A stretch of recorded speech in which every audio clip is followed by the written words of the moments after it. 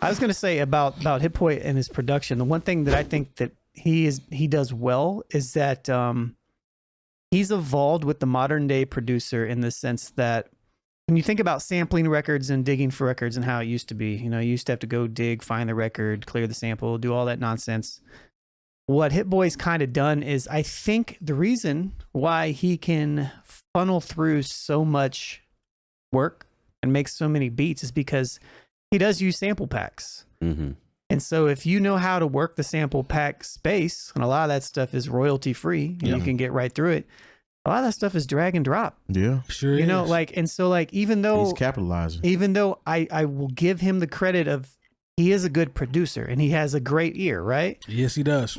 But if you have everything just handed to, it's like Michael Jackson having a whole album and him just handing you the stems as a producer. Like you have everything you need. You just literally throw a drum break on that mug and if you have, and for people that haven't heard how full these sample packs are, when Lone is saying it's everything, it's literally plug and play, like drag and drop. Yeah. Like the sample packs now are to the point they're so elaborate now where you literally can drag and drop, stick a drum loop underneath it, and have the person record and go get it mastered. Yep. It's that simple. It's like, especially if the loop is fire. And if you're a producer where you can actually play something, you actually have a little bit of musical knowledge, you can drag a dope loop on there, you can flip it a little bit, you can drag a drum loop on there, you can flip it a little bit. That seasoning on You can play a little bass line really quick. You can add some filtering and drop it out. You got a beat done in like, I mean, I could do that in 10 minutes. If you give somebody that's extreme, that if you give a producer that's dope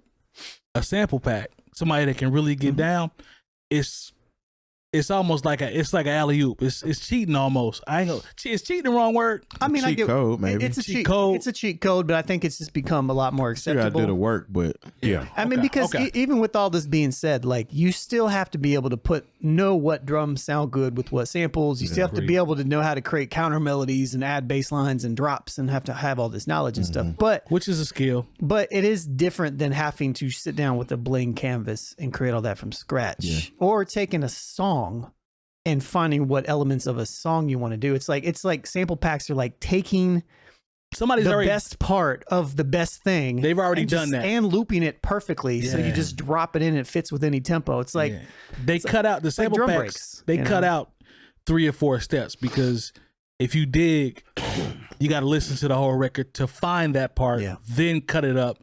Then get it looped properly. Then go from there. But if you know the right places to look for sample packs, that's the one thing that I teach. Like, I don't let any of my students use sample packs to a certain point, because you have to, that's not the goal. Like, I want you to be able to make sample packs. Exactly. Once you get good, use them. Shout out to Crisis too. I saw Crisis from Ninth Wonder Squad, Soul Council.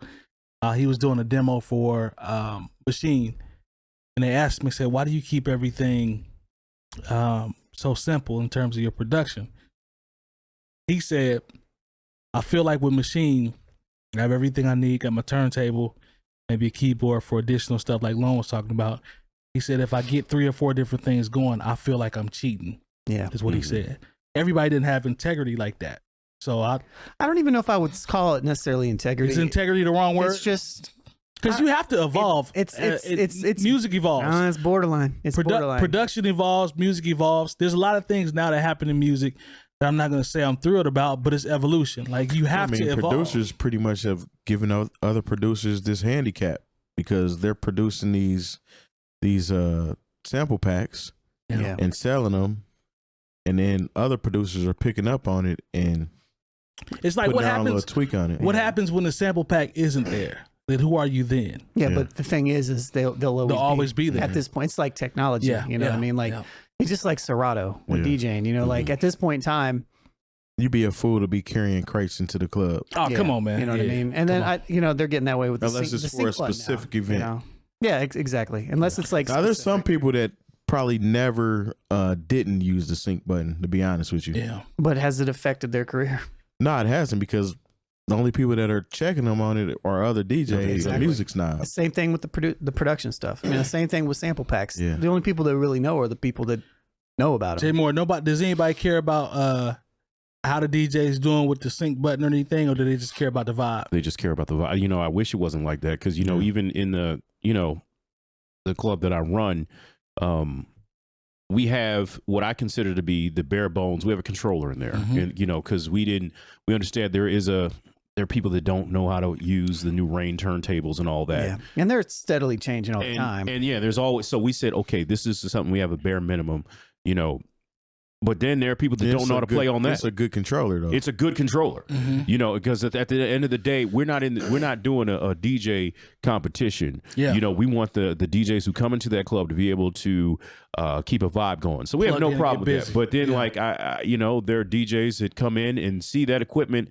and they still don't know how to rock on it. And they plug in a little Fisher Price, my first controller. Oh my God. Oh, for real. And the thing is, I wouldn't even have an issue with that. But see, the thing is, I know the difference between, those controllers don't have good sound cards in them. And the music, even though they're setting a vibe, it sounds bad to me because I know what my speakers in my club are supposed to sound like. Right. That's fair. So I never thought about everything. Everything is perfectly tuned. Playing with that. YouTube rips.